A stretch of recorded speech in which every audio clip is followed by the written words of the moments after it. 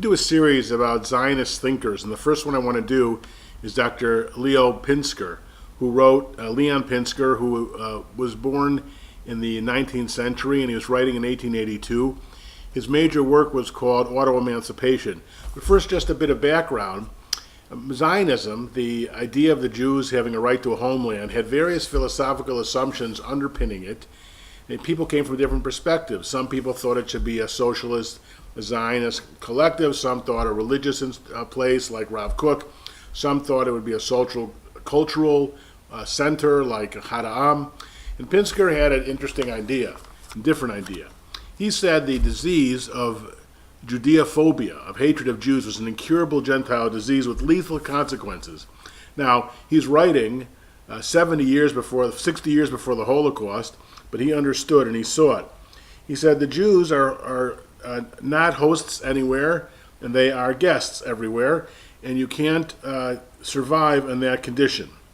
Now, American Jews don't feel like that today, but surely in that period they did. When his tract appeared in 1882, the idea of auto-emancipation, it was the year after the assassination of Tsar Alexander II.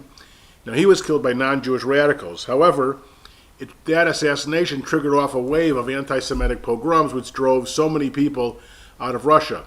My own grandparents came in later stages of that in 1910, but most American Jews today are descendant from people that left Russia between 1880 and 1920, until in a wave of xenophobia, Congress shut off the immigration in 1924.